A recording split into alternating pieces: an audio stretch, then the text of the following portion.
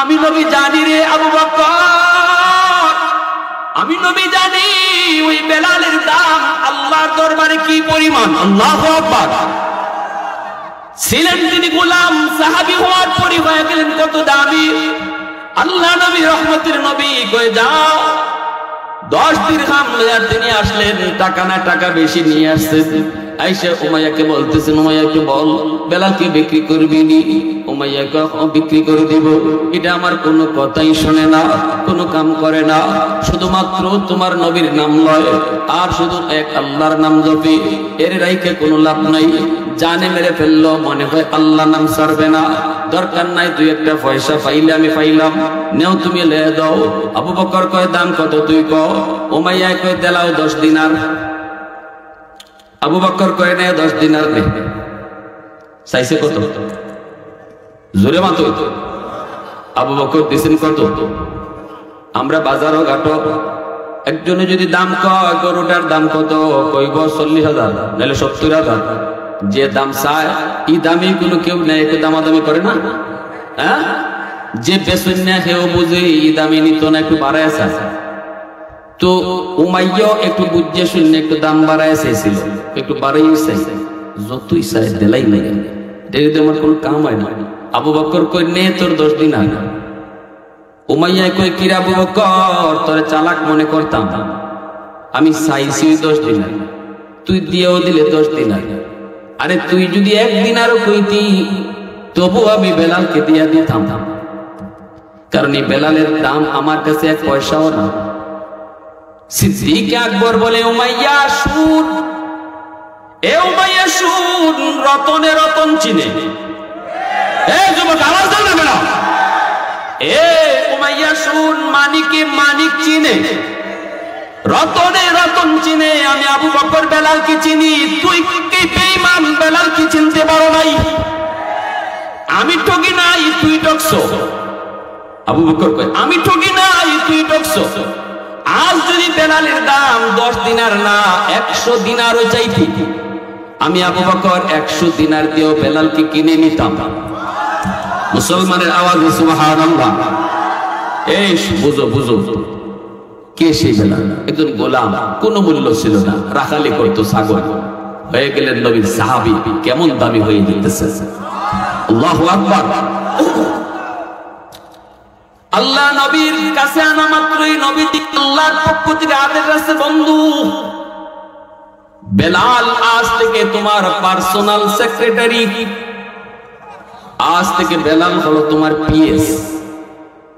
বন্ধু তোমার সাথে কেউ যদি দেখা করতে চায় বেলালের পারমিশন লাগবে। আল্লাহু আকবার জোরে বলেন। এজন্য আবু বকর সিদ্দিক রাদিয়াল্লাহু তাআলা আনহুর মতো সাহাবীও নবীর সাথে দেখা করতে বেলালের পারমিশন লাগতো। আল্লাহু আকবার। হযরত ওমরের মতো লোক নবীর সাথে দেখা করতেও আবু বকর সিদ্দিকের মতো লোক, ওমরের মতো লোক বেলালের পারমিশন নিয়ে নবীর সাথে দেখা করতে হতো। এরপরে মসজিদে নববীর ইমাম নবী মুয়াজ্জিন কে হবে? আল্লাহ কয় বন্ধু ওই কালো বেলাল হবে তোমার মুয়াজ্জিন। বাড়াইতেছে কে দাম? জোরে বল। রমজান মাস, আমার নবী রহমতের নবী সেহরি খান, বেলাল আজান দিয়া দিবেন ফজরের, সেহরি টাইম শেষ। বেলাল মনে মনে ভাবতেছেন যে দেখি আমার নবী সেহরি খায় শেষ করছেন নি। আয়েশা দেখেন নবী এখনো খানা খান, নবীর পাশে একজন মানুষ বসা। আল্লাহর নবীকে বেলাল ডাক দিয়ে কই নবী গো সেহরি টাইম শেষ, আর খানা খায়েন না। নবী কই ঠিক আছে তুমি যাও। বেলাল চলে গেলেন, একটু পরেই বেলাল আবার আসলেন, কই দেখি গিয়া নবী খানা খাওয়া শেষ করছেন নি। আয়েশা দেখেন নবী এখনো সেহরি খাইতেছেন। মুয়াজ্জিন সাহেব দ্বিতীয়বার এলান দিয়ে যায়, নবী গো, মুয়াজ্জিন সাহেব ইমাম সাহেবরে কইতেছে হুজুর সেহরির টাইম শেষ তো, খাওয়ান বন্ধ করুন। আল্লাহর নবী মুস্কি হাসি দিয়া কই বেলাল ঠিক আছে শুনছি, যাও। সুবহানাল্লাহ কইতেন না? বেলাল চলে গেলেন, তৃতীয়বার ফাইনাল আযান দিয়া দিবেন। আর কাটা গেলে নাকি গিয়েছিয়া কই দেখি কি আমার নবী খাওয়া শেষ করছেন নি। আয়া দেখেন নবী এখনো খানা খাইতেছেন। নবীজির পাশে একজন অচেনা মানুষ দরজা থেকে বেলাল এইবার নবীকে কি কইবেন? বেলাল তখন আওয়াজ দেয়া কয়, নবী গো, আল্লাহর নবী, খোদার কসম সেহরির টাইম শেষ। যেই মাত্র বেলাল কইছে খোদার কসম সেহরির টাইম শেষ, তখনই মায়ার নবী কয়, ইন্না লিল্লাহ, আমার বেলাল কসম খেয়ে ফেলছে, তাড়াতাড়ি খানা গোটাও। নবীজি দস্তরখানা গোটায় ফেলছে, মুখের কানা নবী পালায়া দিছে, পানিটা পর্যন্ত নবী আর খান নাই। ফজরের ইমামতি নবী করলেন, মিম্বরে বইসা নবী কয়, সাহাবীরা সামনে আসো। কই আমার বেলাল, সামনে আসো। বেলাল সামনে আসলেন। সাহাবীরা শোনো, বেলাল আজ আমাকে যাইয়া সেহরির টাইম শেষ শেষ শেষ তিনবার কইছে। আমি তখনও খানা খাই। ফাইনাল যখন কইছে শেষ, তখন কয়, কসম খোদার নবী গো, সেহরির টাইম শেষ। এবার তোমরা শোনো, দুইবার আমি গিয়া কইছে সেহরির টাইম শেষ, আমি খানা বন্ধ করি নাই। ও বেলাল, কেন বন্ধ করি নাই? তোমার মনের ভিতর প্রশ্ন। আমার সাহাবীরাও তোমরা শোনো, আমার পাশে যে বসা ছিল লোকটারে চিনোনি? বেলাল কয়, না গো নবী, চিনি না। নবী কই, ইনি আর কেউ নন, ইনি হলেন জিব্রাইল আমিন। তুমি যখন প্রথমবার দেখা কইছো নবী গো সেহরির টাইম শেষ, জিব্রাইল আমাকে কইতেছে, না গো নবী, সেহরির টাইম আরো আছে, আপনি খানা খান। দ্বিতীয়বার যখন যায় কইছো সেহরির টাইম শেষ, তখনও জিব্রাইল কয়, না গো নবী, আল্লাহ আমারে জানাইছে সেহরির টাইম আরো আছে, আপনি খানা খান। তৃতীয়বার যখন তুমি যায় কইছো নবী গো সেহরির টাইম শেষ, খোদার কসম, তখনও জিব্রাইল কয়, নবী গো সেহরির টাইম আরো কিছু সময় বাকি ছিল, কিন্তু আপনার বেলাল কসম খেয়ে ফেলছে। কসম, এই কসমের ইজ্জত রক্ষার জন্য আল্লাহ পাক টাইমকে অফ করে দিয়েছে। আরো আস্তে করে সুবহানাল্লাহ, আরো আস্তে করে সুবহানাল্লাহ। শানে সাহাবা দিছেন, আর কি শুনবেন? এ আল্লাহর গোলাম নবী কয়, জিব্রাইল আমারে কয়, বেলালের কসমের ইজ্জত রক্ষায় আল্লাহ পাক টাইম টাকা সত্য অফ করে দিয়েছে। আল্লাহ কয়, বন্ধুরে কইও, আমার বেলাল আমার কাছে এত দামি, ওই বেলালের কসমের ইজ্জত রক্ষায় আমি টাইম অফ করছি। ভাইরা বন্ধুরা, এত দামি বেলাল, এত দামি বেলাল, এজন্যই ভাইরা বন্ধুরা, ওই বেলাল আমার নবীর ইন্তেকালের পর আর মক্কা মদিনায় থাকতে পারলেন না। সবাই তো মদিনায় ছিলেন, কিন্তু বেলাল থাকতে পারেন নাই। বেলাল তো সিরিয়ায় চলে গেলেন। আমার নবী রহমতের নবী, আমার নবী রহমতের নবী মদিনায় নাই। যেই নবী মদিনায় নাই, যেই মসজিদে নববীতে বেলাল আজান দিলে পরে নবী ইমাম হতেন, ওই মসজিদে বেলাল আর আজান কেমন করে দিবে? আজান যদি দে, নবী তো ইমাম হবেন না, এটা বেলাল বরদাস্ত করতে পারবেন না। বেলাল কখনো বরদাস্ত করতে পারবেন না। চলে গেছেন সিরিয়ায়। ভাইরা বন্ধুরা, আমার নবী রহমতের নবী বেশ কিছুদিন পর নবী স্বপ্ন যুগে কয়, বেলাল কেমন করে তুই আমাকে ছেড়ে এত দূর চলে আসলি? আমি মদিনায় শুয়ে রয়েছি, আমার কি দেখতে তোর মন চায় না? দ্রুত তুমি মদিনায় চলে আসো। দীর্ঘদিন পর বেলাল নবীর স্বপ্ন যুগে নবীর নির্দেশ পেয়ে তিনি মদিনায় আসলেন। ফজরের আগে আগে তাহাজ্জুদের সময় নবীর রওজার পাশে এসে বেলাল কাঁদে কাঁদে রওজায় দইরা, নবী গো আপনি কইছেন আমি আইতাম, আমি তো আইলাম, আপনি কোথায় গো নবী? আপনি কোথায়? বেলাল কান্দে। খাদেম মুকদ্দাম মসজিদের ভিতরে ঢুকলো, ঢুকে দেখে বেলাল কান্দে। সাহাবায়ে কেরাম তারাও মদিনায় ঢুকলো, মসজিদে নববীতে ঢুকে দেখে বেলাল কান্দে। আল্লাহর নবীর সাহাবী বেলালকে পাইয়া সবাই বলতেছে, বেলাল রে কতদিন হয়ে গেল তোমার আজান মদিনার মানুষ শুনে না, নবী বিদায়ের পর তুমি মদিনা থেকে চলে গেলে, তোমার কণ্ঠে মদিনার মানুষ আর আজান শুনে না, আজান শুনে না। আজ ফজরের আজানটা তুমি একটু দিবানি। বেলাল কই, না না, আমাকে অনুরোধ তোমরা করবা না, আমি আজান দিয়ে ঠিক থাকতে পারবো না। আমি বেলালের আজানের পরে আমার নবী তিনি ইমাম হইছেন, আজ যদি আমি আজান দেই ইমাম হবে কি? আমি সহ্য করতে পারবো না, সহ্য করতে পারবো না। সাথে সাথে সালমান ফার্সি কই, সাহাবীরা রে বেলালকে কেউ রাজি করাইতে পারবো না, দ্রুত তোমরা ফাতেমার ঘরে যাও, যাইয়া দেখো হাসান হুসাইন লিন্ডি পাও। হাসান হুসাইন ছাড়া বেলালকে কেউ রাজি করাইতে পারবে না। হাসান হুসাইন কি যে আনা হলো। হাসান হুসাইন আইসা কয়, নানার মুয়াজ্জিন, ও নানার মুয়াজ্জিন, নানা থাকতে যেই কণ্ঠে আজান দিতা ওই কণ্ঠে তুমি আজ ফজরের আজানটা শোনাও। হাসান হুসাইন কি পায়া বেলাল বুকের সাথে বুক লাগায়া মাথাটা তাদের বুকে দিয়ে কান্দে। তাদের অনুরোধে তিনি আজান দিবে।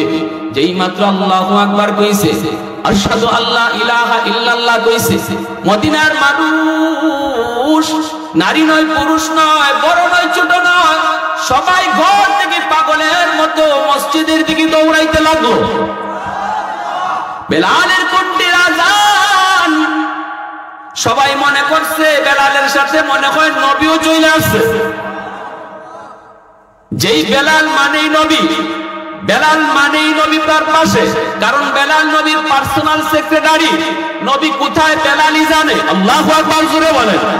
ওই বেলালের কণ্ঠে দীর্ঘদিন পর মদিনার মানুষ আজান শোনা মাত্রই তারা পাগলের মতো ছুটতে লাগলো, পাগলের মতো ছুটতে লাগলো। কিন্তু আশহাদু আন্না মুহাম্মাদার রাসূলুল্লাহ কইয়া বেলাল আর আজান দিতে পারে নাই। বেহুশ হইয়া, আমার নবীর নাম বলা মাত্রই বেহুশ হইয়া তিনি পড়ে গেছে। যেরকম সুবহানাল্লাহ, আর যেরকম সুবহানাল্লাহ। এরপরে তিনি আর মদিনায় থাকেন নাই। হুশ ফিরার পর আবার মদিনা থেকে সিরিয়ায় চলে গেছে। বেলালের কবরও মদিনায় না, বেলালের কবরও সিরিয়ার দামেস্কে। আমার নবী বলে গেছেন, আমার বেলালের মরণ মদিনায় হবে না, কিন্তু বেলাল হাসরের ময়দানে আমার পায়ের নিচ থেকে উঠবে। আল্লাহু আকবার। এবং হাসরের মাঠে আল্লাহ পাক আমাকে যে বুরাকের পিছনে পিঠে বসে আল্লাহ নিয়ে যাবেন, ওই বুরাকের লাগামটাও বেলালের হাতেই থাকবে। আল্লাহু আকবার জোরে বলেন। হাসরের মাঠে নবী এই বাহনের লাগাম থাকবে বেলালের হাতে। ভাইরা বন্ধুরা, ও ভাইরা বন্ধুরা, হাসরের ময়দানে আল্লাহ বলবে, বন্ধু আজান দিতে বলো আজান, আজান দিতে বলো আজান। নবী বলবে, আল্লাহ আজান কে দিবে, আজান কে দিবে? আমার আবু বকর আছে, ওমর আছে। নবী কয় না গো, আল্লাহ কয় না রে বন্ধু, দুনিয়ায় যে মুয়াজ্জিন তুমি তাকে আজান দিত, সেই বেলালের কণ্ঠে আজান আজ হাসরের ময়দানে ভাসবে। আর জোরে কোন সুবহানাল্লাহ। ছিলেন একজন কম দামি মানুষ, যার কোনো ইজ্জত ছিল না, কোনো সম্মান ছিল না, কেউ কোনোখানে বসাইতো না, কেউ তার কথা শুনতো না। সেই বেলাল আমার নবীর সাহাবী হলেন। একদম জিরো থেকে আল্লাহ তার হিরো বানায় দিলেন। সুবহানাল্লাহ। এইভাবে মায়ার নবী, রহমতের নবী, আমার নবী রহমতের নবী, একজন আদনা থেকে আদনা সাহাবীর মর্যাদা হাজারো আব্দুল কাদের জিলানী যদি এক পাল্লায় রাখা হয়, আর নবীর সাহাবী না, শুধু নবীর সাহাবীরা যে ঘোড়ার দৌড়াইয়া জিহাদে গেছেন, ওই ঘোড়ার পায়ের নিচে যে ধুলা পড়ছে, ওই ধুলার একটা কণা যদি এক পাল্লায় রাখা হয়, আর হাজারো আব্দুল কাদের জিলানীকে এক পাল্লায় রাখা হয়, ওই ধুলার বালির কণার পাল্লা ভারী হয়ে যায়। আজকে সেই নবীর সাহাবীদের ব্যাপারে আমাদের মুসলমান সমাজের একদল কয়, সাহাবীদেরকে সত্যের মাপকাঠি মানা যাবে না, তাদেরকে অনুসরণ করা যাবে না। অনুসরণ শুধু আমরা নবীরে করব। সাহাবীদের ভুল হয়েছে, সাহাবীদেরকে কেন অনুসরণ করব? এই ধরনের কথা আমাদের মধ্যে বিভ্রান্ত ছড়ায়। ভালো করে ইয়াদ রাখবেন, সাহাবায়ে কেরামের ভুল হয়েছে, আমরাও স্বীকার করি, কিন্তু আল্লাহ পাক কোন ভুল সাহাবীদের দ্বারা হইছে আর সাহাবী ভুলের উপরে অটল ছিলেন, তওবা করেন নাই, এমন কোন নজির নাই। এমন তওবা করছেন, মুহূর্তের ভিতরে আল্লাহ ওই ভুলটারে মাফ কইরা এই ভুলের জায়গাটারে আল্লাহ নেকি দ্বারা আরো ভরপুর করে দিয়েছে।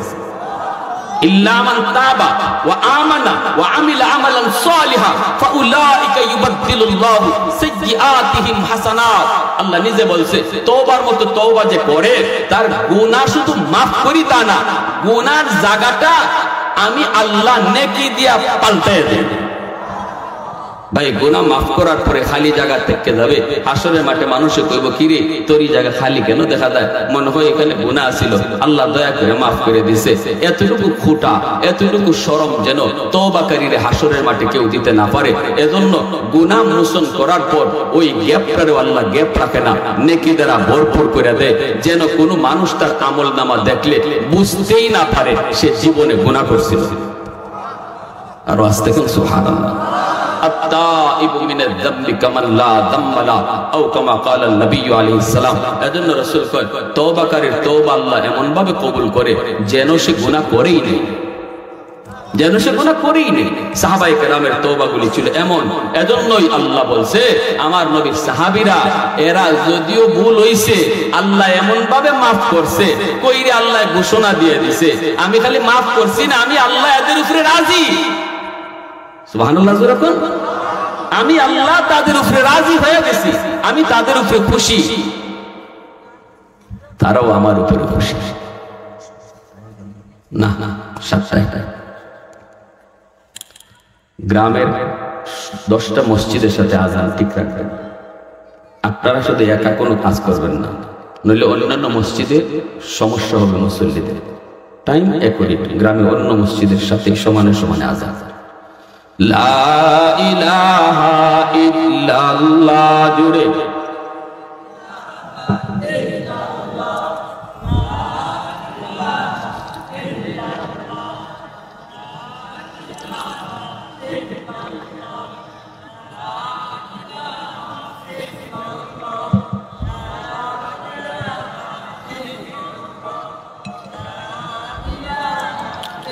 আরো জোরে লা ইলাহা ইল্লাল্লাহ।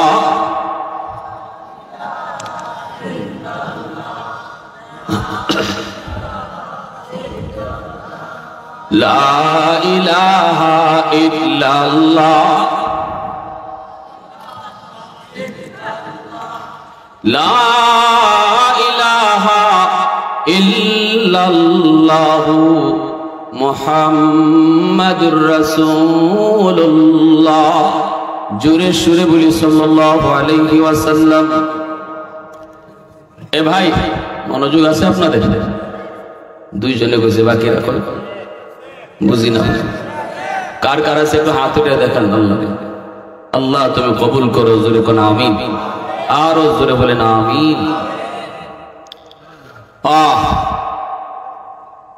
সাহাবায়ে কেরামের ভিতরে অধিকাংশেরও বেশি সাহাবী ছিলেন যুবক। আল্লাহু আকবার জোরে বলেন।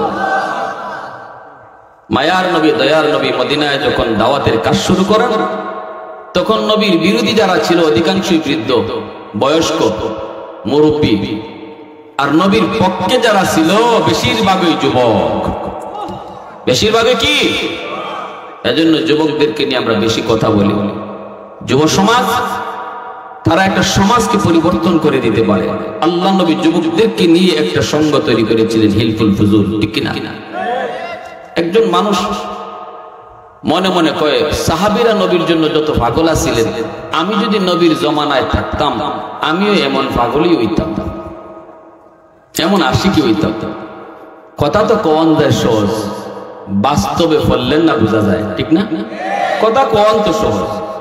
এই লোক উনি বহুত বড় একজন বুজুর্গ, বহুত বড় আল্লাহওয়ালা, বহুত বড় আল্লাহওয়ালা। ওই ধরনের সাহাবীদের এই ধরনের আকাঙ্ক্ষা যার মনে আছে বা ইচ্ছা করে সে ওই মাপেরই রাতে ঘুমাইছেন, ঘুমায় দেখেন আল্লাহ নবীর সাথে এক গাড়িতে কইরা কোথাও সফরে যাইতেছেন, আর এই গাড়িতে নবীজির অন্যান্য সাহাবীরাও আছেন, আর উনি ওনার স্বপ্নটা বলতেছে। তো যাইতেছেন, হঠাৎ করে এরকম একটা রাস্তা কাটা, রাস্তাটা কাটা, নবীর গাড়ি যায় না। এই কাটা রাস্তাটা দিয়ে নবীর গাড়ি যায় না। যদি যেতে হয় তাহলে এই রাস্তাটার উপরে, কাটার উপরে কাঠ কুট নাইলে এরকম কোন একটা সাপোর্ট দিয়া গাড়ির চাক্কাটা নিতে হবে। তো উনি গাড়ি থেকে নামে পাগল হয়ে গেছে, আমার রসুলের গাড়ি আটকে গেছে গা, হায় রে আমি কেমনে রসুলের গাড়ি পার করি, কাঠ কই পাই, বাঁশ কই পাই, এরকম খুঁজতে খুঁজতে পাগল। নবীর জন্য তো ফেদা, আমার নবীর গাড়ি আটকে গেছে গা, খুঁজতে খুঁজতে কোথাও কিছু পান না, দৌড়ে আইসে, আইয়া দেখেন গাড়ি পার হয়ে গেছে গা। ভালো করে বুঝছেন? আয়া দেখেন কি ঘটনা, কি গাড়ি কেমনে পার হইল।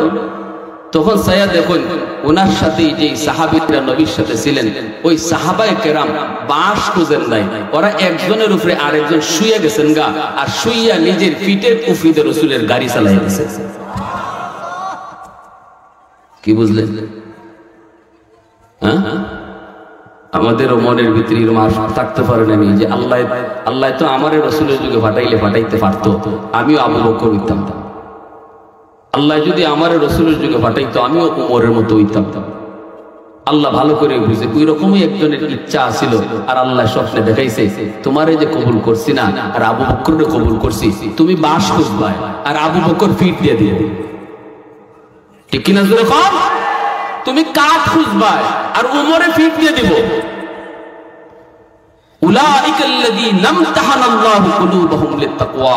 সবকিছুরই ইমতিহান হয়, পরীক্ষা হয়, কোনটা লিখনির দ্বারা, কোনটা মুখের দ্বারা, মৌখিক পরীক্ষা, লিখিত পরীক্ষা। কিন্তু আল্লাহ বলে আমার নবীর সাহাবী কেডা হইব, এটা মৌখিক পরীক্ষাও না, এটা লিখিত পরীক্ষাও না। এই পরীক্ষা নেই আমি আল্লাহ, কলবের পরীক্ষা। দেখি তোমার দিলের ভিতরে আমার নবীর প্রতি কি রকম এসকার ভালোবাসা আছে, ওই কলবের হালত বুঝা আমি পরীক্ষা নেই। এই পরীক্ষায় আবু বকর পাস, এই পরীক্ষায় উমর পাস, এই পরীক্ষায় উসমান পাস, এই পরীক্ষায় আলী পাস, এই পরীক্ষায় মুআবিয়া পাস। সোয়ালক্ষ সাহাবী ওই পরীক্ষায় পাস কইরা তারা নবীর সাহাবী হইছে। রূহ জগতের সমস্ত বনি আদমের ভিতরে সমস্ত নবীগণের রূহটা আলাদাভাবে চমকাইতেছিল, আর নবীদের রূহগুলার পরে দুনিয়ার সমস্ত সাধারণ মানুষের ভিতরে যে রূহগুলা বেশি চমকাইতেছিল সেই রূহগুলি হলো নবীর সাহাবীদের রূহ। জোরে করে সুবহানাল্লাহ। এজন্য আল্লাহ বলছে বান্দা বান্দির দল আমিনু কামা আমানান নাস। বাহাদুরি নিজে নিজে কইরো না, আমার ঈমান ফাক্কা ঈমান, লাভ নাই। আল্লাহ কয় ঈমান তোমার সাহাবীর মতনই, এটা দেখো ফাক্কা না কাঁচা, এটা আমি আল্লাহরে বুঝ দিও না। আর মানুষও ধোঁকাবাজি কইরো না, ঈমান তোমার সাহাবীর মতো কিনা এটা দেখো, যদি আমার নবীর সাহাবীদের মতো ঈমান হয় তবেই সেটা ফাক্কা ঈমান। ঠিক কিনা? আল্লাহ আমাদের সবাইকে বুঝার, সে অনুযায়ী আমল করার, সাহাবায়ে কেরামের মতো জীবন গড়ার তৌফিক আল্লাহ দান করুন। সবাই বলেন আমিন ওয়া আমিন।